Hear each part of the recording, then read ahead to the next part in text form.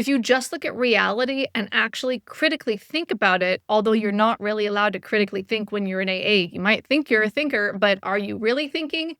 One person out of 100 actually got the result. Maybe the treatment that you're doing, the one that sent you to the psych ward, the one that's failing for 99% of the people, maybe it's not a good treatment.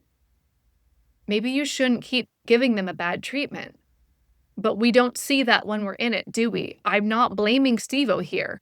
I couldn't see it when I was in it either. Hello, welcome to the Sobriety Bestie Podcast. My name is Kirsten, and I'm super excited that you are here today for this episode on essentially AA propaganda. This is Steve-O featured on the Joe Rogan podcast, where Steve-O is essentially proselytizing for Alcoholics Anonymous by spreading AA ideology as if it is a solid path or the way for sobriety, for recovery. This video is inspired by 2 comments that I just got on a video I did called Brad Pitt is Promoting Alcoholics Anonymous. Why there is a problem with this. I'll pop that video up here if you want to see it. It's AA propaganda via Brad Pitt and Dax Shepard.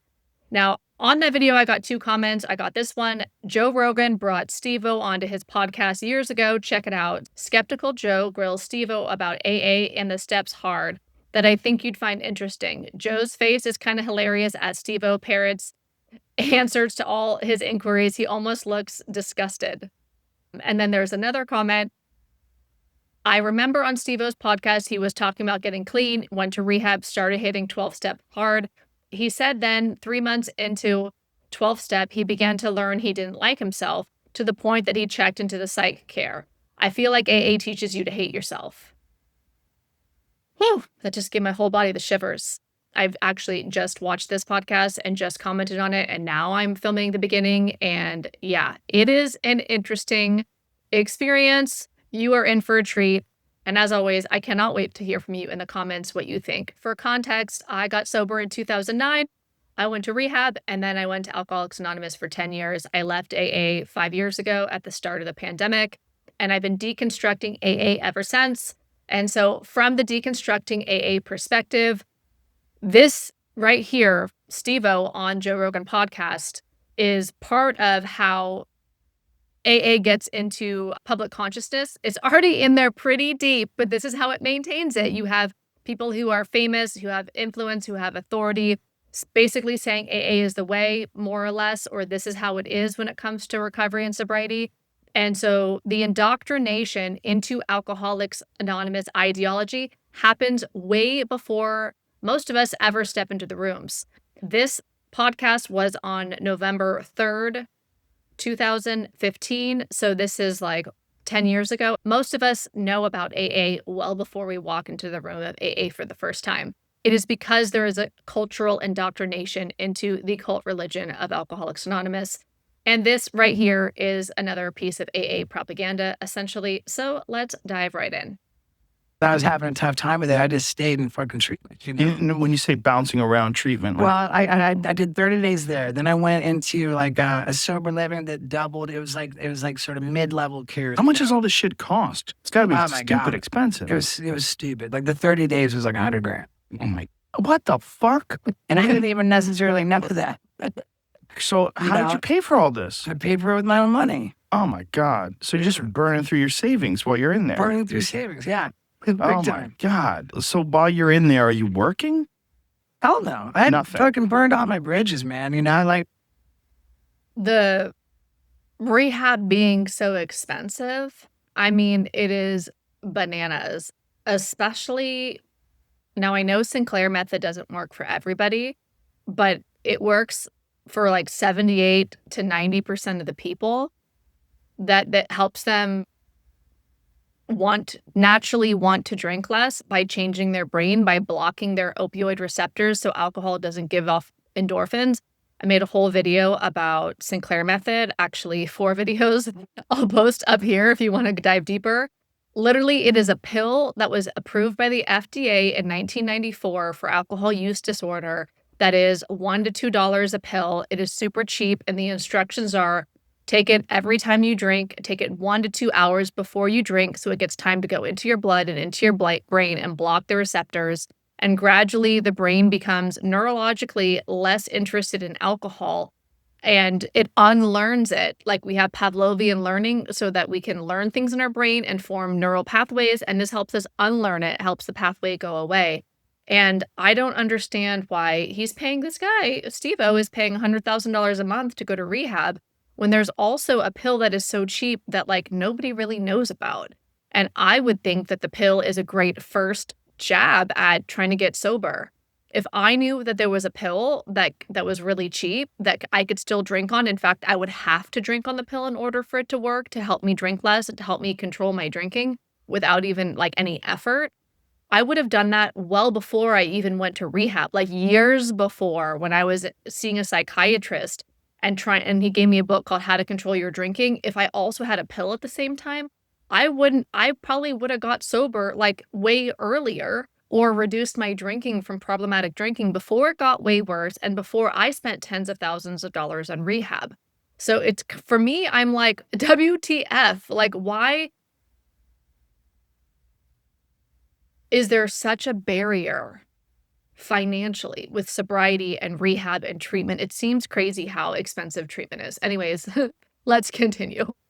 So I didn't have that fucking to distract me from my recovery. So you're just doing I was just nothing doing but nothing. recovery. I was doing nothing. So but how do you recovery. spend your days? Like when you're doing that? Well, I mean, when you're in rehab, like you got like fucking structured shit all day long. Like what know? does that mean? Like what do you do? I mean, like different kind of groups, like they take you out to various kinds of meetings, you know, like you got like fucking like little therapy beds, like you know, whatever. It's basically like summer camp. It's just everything is geared towards teaching you how to stay sober. All day long. Yeah. Well, how much can they teach you about staying sober? I'm confused. There's like there's a lot. And I mean, a lot of it's redundant, but Yeah, but I mean, it's going up. Most of it is crap, though, I feel like. Let me know what you think, but it's making me laugh because at like the rehab I went to, we had art therapy, yoga, it called everything therapy, art therapy, sound therapy, music therapy, equine therapy. I didn't ever go near any animals, but I was like afraid, having a lot of anxiety. For art therapy, we made tie-dye shirts one of the days. Every week it was different. For music therapy, we closed our eyes and listened to a song and then we painted a picture. But I was like my first night in rehab and I was so confused. Everyone was painting animals and I blanked out on what the instructions were and I was too humiliated to ask what the F we were doing. So I just wrote down sad. I just wrote down words that described how I was feeling. So I don't know that like all the therapies I did in rehab that was very expensive, like it wasn't teaching me how to live sober. It kind of felt like it was random time filler, a lot of it. I think the group therapy was extremely helpful. And meeting people who were on the same path, people who were also getting sober, was super helpful to remove a lot of the shame, to realize that we had a lot in common. But a lot of the stuff at treatment, this is a little side tangent here, but yeah, I don't know. That's why I love what I've learned about smart recovery, because it's evidence-based tools. It's science-backed. Let's do things about helping us with our trauma and like learning how to feel comfortable in our skin, regulate our emotions, regulate our nervous system. For 2 years. oh no, I'm talking about This is like the 30 first 30 days. days. I'm talking Okay. about the first 30 So the first 30 days is like teaching you like coping mechanisms, yeah, like and what to mostly do, just sort of keeping you like in a safe environment is and really keeping you what it is. Yeah. occupied, Yeah, I think that was like keeping you in a safe environment. I agree with that totally. and drilling into your head that you can do this. And Right, and like he's like that. 30 days isn't going to do shit for anybody because it's such a slow process, you know. But like it was great for me to stay and sort of in that environment for 2 years because you know then I'm a like undisciplined motherfucker, you know. And by the end of it, I was so like used to like being up by 9 a.m. with my bed made, like pissing into fucking plastic cups like at random, you know, twice a week. Like scrubbing the toilet when it's my turn to scrub the toilet. You know what, dude? It saved my life, man. It fucking saved my life big time, and I'm so fucking stoked about it. so just the schedule, the rigid schedule, the routine. Yeah, the structure, man. The structure. And Did like, you enjoy it in there? Did you have fun? Did you meet nice people? I mean, I remember it pretty well. My roommate was cool, and like he snored, which was like the fucking greatest thing ever because I knew when it was cool to jack off, you know? You know, it's like the sweet. It's so creepy. Oh, it's reminding me of my roommate in rehab. She would like walk around the room naked, and I was so uncomfortable. What is up with the creepy ass roommates in rehab? Oh, Sweet sounds of snoring. Yeah, because it's like awkward jacking off with the guy in the room. But if he's snoring, it's totally cool. Right. Yeah, and Meanwhile, the that dude's helped a fake. lot. you call it awkward. I feel like it's like an assault. Like, oh, Snoring with one eye open, watching you beat up, and he's joining that. You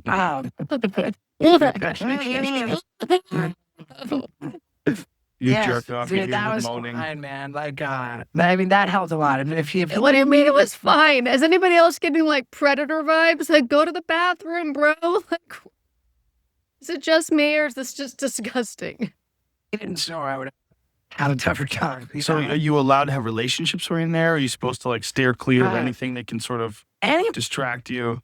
I mean, there's no like hard and fast rule about that. Like they say, like avoid getting in a relationship in your first year. I got into Your first year? Yeah, I got into a relationship. So this is sounding like AA now. Avoid getting in a relationship for your first year. But maybe they said that to him in rehab, but I've heard that in AA. They didn't tell me that in rehab. I was working on all this like 12-step shit, you know? So like I get like you know, we do like the searching and fearless moral inventory where like we go through like, you know, basically like what have we done that we feel, or like we make a list of resentments, we make a list of fears, and we make a list of shit we feel guilty about. It's basically how it works. And like, you know, I started off with just the shit. The stuff we feel guilty about? Did anybody else do that? I never heard of that before. Maybe that was just what he was told. I don't remember that as instructions. I felt guilty about. And I'm like, oh, like, I just basically wrote a list of like the shit that I felt like, you know, the most terrible about. And when I went through it, like, and this is like total, if anyone's in recovery, like avoid like making this mistake. I treated it like I was just like, you know, putting myself on trial for being a bad person. And like, you know, the whole point is just to figure out like what, and you take an inventory and like you discard what's not helpful and you keep what is, you know, you just discontinue shit that doesn't serve you.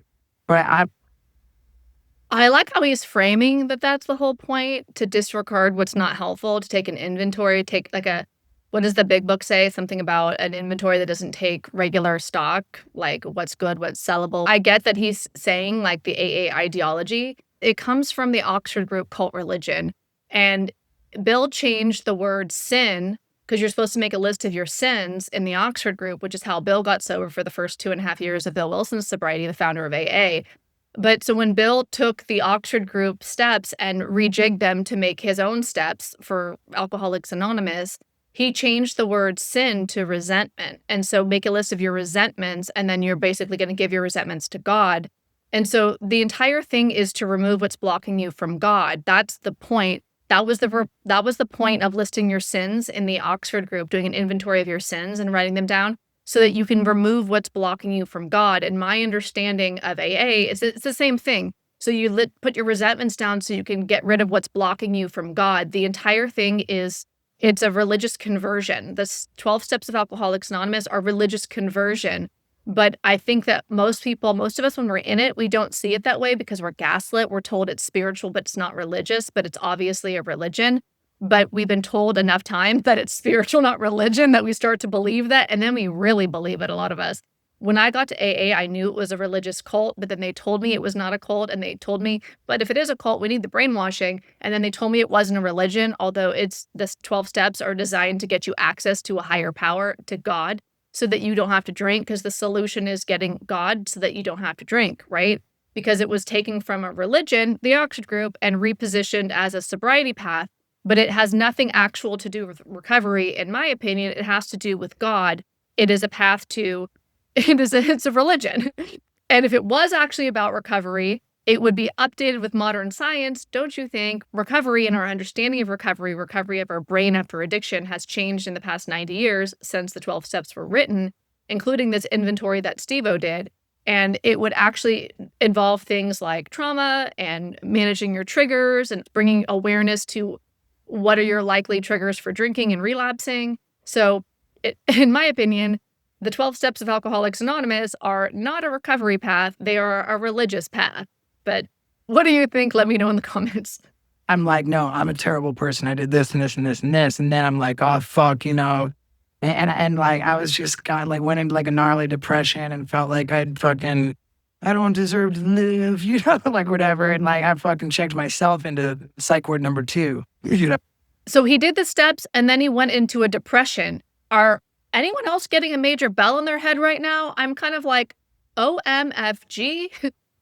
Hello. And we know Bill Wilson was majorly depressed. Bill Wilson did his own steps, and then Bill Wilson apparently Bill Wilson, if you dig into it, correct me if I'm incorrect. I feel like for every person who digs into AA history, there's a different version of the history. Bill Wilson got sober in 1934. The Big Book of Alcoholics Anonymous was published in 1939.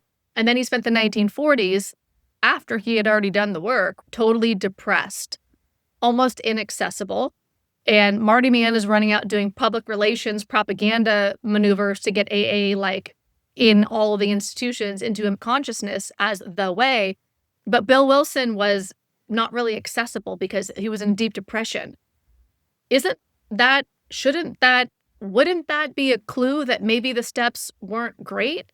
If you're depressed after, now Steve-O's saying he checked himself into an institution after doing the steps.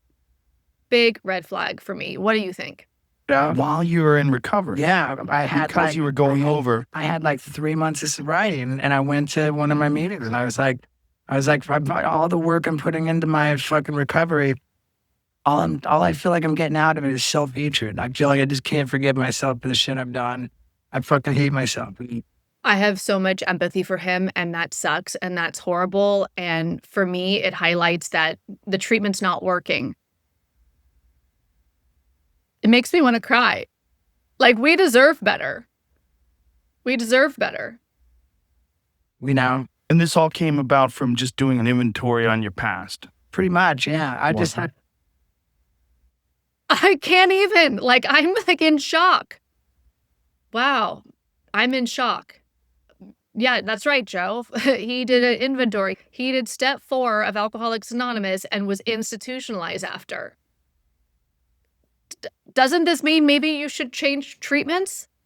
But wouldn't you change treatments if the treatment that you were doing drove you to be institutionalized, which I'm glad that he was able to get help. I'm glad he's alive, glad he got sober.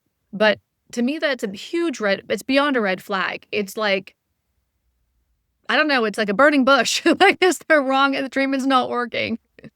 I just had and it says, in some of the literature, man, it says that the inventory process will bring about self-loathing for a lot of people when we take it on. What?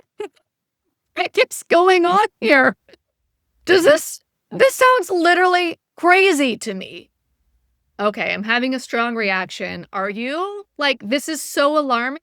I'm stunned. Honest look at the fucking pieces of shit that we became. That's a not an uncommon side effect, But and so what sort of tools do they... Being institutionalized is not an uncommon side effect to doing AA's step work. Bueller, is anybody home? This is not okay. It's not okay. Give you to look at your past, but not be angry at yourself, not judge yourself. Well, I mean, I don't know. When I'm helping guys get sober, I try and tell them, look, man, this isn't a process of putting you on trial, man. This is just fucking figuring out what to stop doing. I'm going to guess what he's saying here when I get guys sober, that despite the fact that the treatment that he chose and used or was shoved into, because I don't know if he was court ordered or how he ended up in AA or if his treatment center just put him there, but the treatment that he used, Alcoholics Anonymous, that at 3 months sober had him be institutionalized, is now what he's turning around and giving to other people. I feel horrified that this is normal, and I don't blame him. I blame society. This is the propaganda that got AA into American consciousness or in global consciousness. But the propaganda campaigns were predominantly in the United States of America in the 1940s by Marty Mann. Bill was a little depressed, and Marty Mann was out there getting AA and the disease model, the fatal progressive disease, the allergy, all the baloney that we now know most of us can see as nonsense. Some people believe that it's true. I get that. But I certainly don't. Got it deep into public consciousness, got it into Hollywood, into media, into institutions. And by the way, this podcast right here, Joe Rogan and Steve-O, well, specifically Steve-O, it sounds like Joe so far has had his head pretty straight on, like, that's expensive. Joe is having the normal reaction to what sounds like insanity. But because it's so deep in public consciousness, I don't think even Steve-O can hear how crazy what he's saying sounds to me right now. I was in AA for 10 years and I've been out 5 years as someone who has been fully in AA and indoctrinated and now is deconstructed. It sounds bananas. If you took a treatment, it's not even a medical treatment. If you took a treatment, non-scientific, non-verified, non-evidence-based, non-medical, if you took a treatment and it led you to be institutionalized, why are you turning around and giving that same treatment to somebody else? It's because of the cultural conditioning. It's because of the indoctrination. It's because it's a cult. And that's the best thing I can say about it. But when I was in that second psych ward, I was I wrote some letters to people who I felt the most fucked up about what I'd done, and it actually kind of turned around where I was like, I was like, today I'm fucking so thankful for the shit that I did that I felt that bad about, because no longer is it like, oh, I don't deserve to live because I did that. And for me today, it's like, I'm fucking desperate to not be that fucking asshole anymore, And so it turned into, and when I first went in, I was like, the kind of thought man, this is going to be my new thing. I'm going to get sober and I'm going to be the world's going to kind of owe me. I'm going to revive my career a little bit. But once I got through that point of sort of the fucking, the dust settling and me being confronted with what I had turned into, then it wasn't even about what can I get out of it. It was just about, I don't want to be that fucking guy anymore. And so I came out of that second rehab or that second psych ward, and I was so desperate to not be that fucking piece of shit anymore. And I was like, dude, I'm starting over. And I went into I went into another rehab, and I got the hardcore, and I was just like, I'm doing this to be, I had my priorities straight, and then I was there for 60 days. And by the time I finished that, it was 6 months. And then I went into the regular sober living. And so there's a lot of fucking money you're spending here. Yeah, the last rehab was 70. Yeah, Joe is asking all the right questions so far. $7,500 per month. So at least but yeah, fucking, it was $30,000 that second rehab. I don't know, the second psych ward. I spent a lot of money on it, man. Fucking whatever. And in a sober living situation, it's like these guys work during the day and they would come there and stay with you? Yeah, if you don't work, you have to do a certain number of hours of service work. So I would volunteer at a nursing home. Whoa. Yeah. It was dope, man. I'd go fucking hang out with old people and I'd call the bingo numbers. Yeah. And then I would go and fucking film a movie for Paramount. They'd be like, oh, yeah, guys, I'm not going to be able to call bingo tomorrow because I'm going to be drinking a fat guy's sweat. So when did it feel like you were free of the monkey? When was the monkey off your back? The monkey. Never. Right now, you're not free. Never free of the monkey. Now, in the U.S., what I've heard at the meetings of AA is your disease is in the parking lot doing push-ups. It's getting stronger and it wants you dead sober. I don't believe in any of that. I don't believe in a fatal progressive disease. Some of the viewers from UK have said it's not a disease in the parking lot doing push-ups. It's the monkey out the window. What is it? The monkey out the window is doing push-ups? And it means the same thing. So here he is. This is the propaganda where he's basically spreading the message that it is a fatal progressive disease. That's what it sounds like it's happening right here. I mean, whatever. I just have a way that I live my life, that I still stay connected. It's like a fridge, man, you know, like if you unplug the fridge, then everything in it's going to go rotten, you know? Like you got to fucking stay plugged in, which means that like these things. What? I have never heard that analogy before. Maybe in early sobriety, that's true. Stay connected, be plugged in early sobriety to mutual support groups or something like that. But it sounds like he's believing in a forever recovery model, that he's a forever refrigerator that needs to be plugged into a recovery community. That we do to stay sober, like you just fucking keep Like doing. what kind of things? Well, like helping other people stay sober is like the biggest thing. Free labor. So now he's promoting free labor for the rest of your life. We're getting into AA ideology here. This is AA propaganda right here. This is how we get indoctrinated into Alcoholics Anonymous before we even get sober. Most of us show up at the doors of AA. We didn't need to be told about AA. We already knew about it, didn't we? And how did we know about it? From the media, from Hollywood, from this right here, this podcast. Maybe you heard Steve-O talking about AA as if it is the way. He's normalizing this AA approach here. So this is AA propaganda right here, right now. Yeah.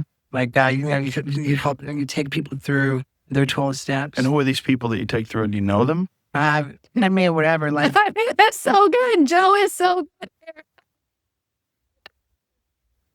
Oh my God, are you totally loving Joe's vibe? He's like totally like being a critical thinker on this AA baloney. I love it. you meet them sort of in the community, you know, and like they'll ask you like, "Will you be my sponsor?" And so when you have a sponsor, they call you up in the middle of the night. Hey, I'm thinking about doing heroin, like that kind of thing. Talk them down. That is the idea. It's better to call before you do it than after. Right. Because there's no point in talking to a loaded dude. And how often do you do this? Like, how often do you work with people? Yeah, I mean, it depends. Like most guys like aren't like that active where they actually really call a lot. But like, you know, I'm always starting a guy. You know, there's always guys. He's always recruiting. I'm starting off. Really? And He's always indoctrinating people into the AA cult religion. and just very few of them stick with it where they get. Like the guys I've taken all the way through the steps, there's been two. 2 out of how many? Oh my God, out of well over 100. So out of 100 people. 100 people, 2 went all the way through. Remember, these are the steps that led him to a psych ward. 2 of them have become totally sober. I mean, they've been like, to say totally sober. I mean, you're totally sober as long as you're not loaded. Right, but maybe totally But sober yeah, like you are. Joe is like so clear. And Steve-O's like, well, they're not totally sober. You're like, what do you mean? Right now. Um, Like you're not doing any drugs. You have one no guy got all the way plan. through the steps, but then he's drinking again. So, you know. 100 people, 2 went through the steps, 1's drinking again. Why do you think the steps are a good idea? Have we seen any evidence in this conversation that what you're doing is working? This sounds bananas. Is it just me? Am I alone? Can we call Bueller again? Bueller, anyone? What's happening? I got one guy that's been all the way through the steps that's still in. Do you think, are you one of those people that thinks that if you were a junkie, that you have to be sober forever? Like you can't. If you have 100 people that you help and only one of them gets the result that you're helping with, you have to be taking crazy pills to think that your help is actually a good idea. Am I right?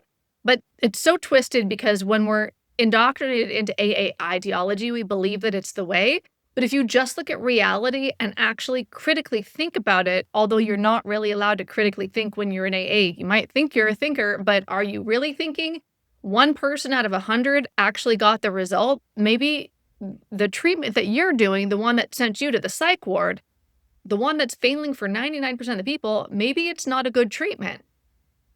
Maybe you shouldn't keep giving them a bad treatment. But we don't see that when we're in it, do we? I'm not blaming Steve-O here. I couldn't see it when I was in it either. The moment that I saw that AA was baloney, that it was harmful, that it was emotionally manipulative, that it was effed up, is the moment that I knew I could never go to a meeting again because I could never preach this BS again. I can never tell people these lies again. Once I saw it was lies, the same way like when I realized that Santa wasn't real, I had the same kind of epiphany where I realized AA wasn't real.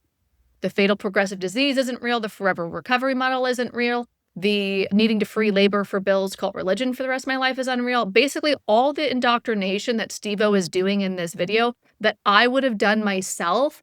Like, look, it's not that I'm blaming Steve-O here at all. I'm highlighting the AA ideology and the public indoctrination that happens through well-meaning people like him. Because if I was on the Rogan podcast and I was going to break my anonymity and be very honest about my recovery, I would have been saying the same kind of stuff. You can't go back to, like, say if you had a heroin problem, you can't drink. They say once you become a pickle, you never go back to being a cucumber. Okay, the pickle to the cucumber. This is a favorite metaphor thrown around the rooms of Alcoholics Anonymous. The idea, obviously, right? Have you heard of that? That pickles are non-alcoholics. They're normies. It's us against them, right? The us is the alkies, the alcoholics, the real alcoholics, and the them is the normies, the people who aren't in AA or don't understand AA or just don't have the, aren't alcoholic. That it's really two different classes of people. A real alcoholic is very different bodily and mentally according to AA. It's this whole mythology that comes from the 1930s and with no modern medical science and no even science from the 1930s, 90 years ago. So this idea that a cucumber becomes a pickle and you can't go back, that's a mythology, that's a belief from a long time ago. What we know now and why I'm obsessed with Sinclair method is that there are pathways in our brain, there are neurological pathways that get laid down in addiction, and that those can be undone in 78 to 90% of the people through what's called extinction. With the Sinclair method, where you match the pill with drinking. I have a whole video on the Sinclair method. I will pop that up here if you want to learn more about that. To me, it sounds like it's the easier, softer way. It's a pill that makes the brain neurologically less interested in alcohol over time.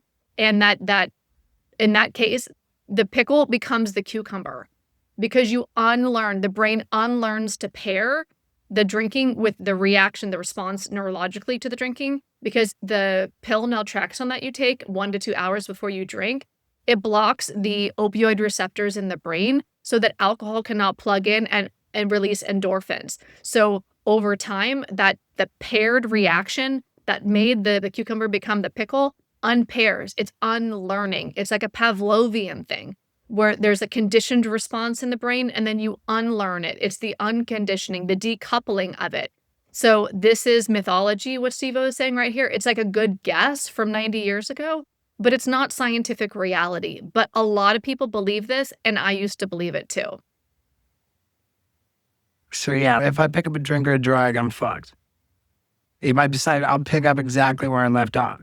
There's another thing here too called alcohol deprivation effect, where if you, and they show this in mice and in humans as well, where if you deprive somebody of alcohol who has an addiction to it, it's almost like there's the rebound effect that happens initially, where we initially will drink more, so it will be bad. But it's similar to if you're very hungry and you're deprived of food, you will gorge.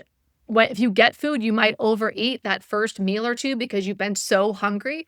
So there's a deprivation effect, and the Sinclair method goes into this in depth. I'm obsessed. There's a book called The Cure for Alcoholism. I'm obsessed. I made a whole video on that as well.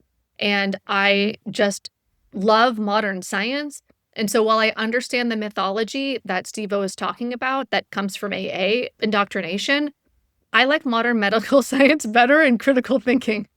And then all I want is like to make sure I'm doing enough drugs that people are walking around my fucking apartment, my house, who are not actually there. Yeah, but I know people that used to be like heroin addicts that can have beer, they can smoke a little weed. They can get away with it, man.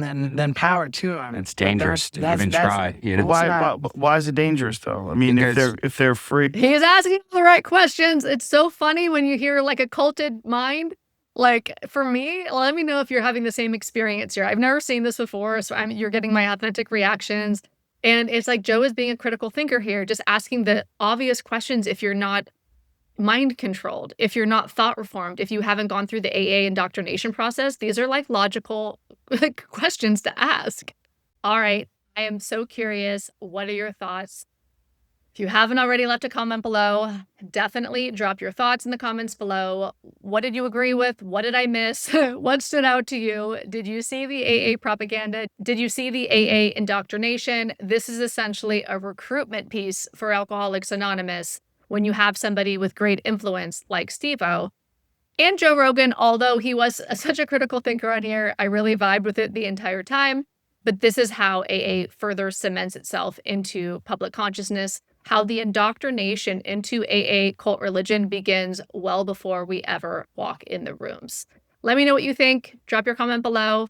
Oh, if there is any other piece of AA propaganda that you would like me to do a reaction to, definitely hit me up in the comments and let me know, and I would love to consider it. All right, I'll see you in the next video.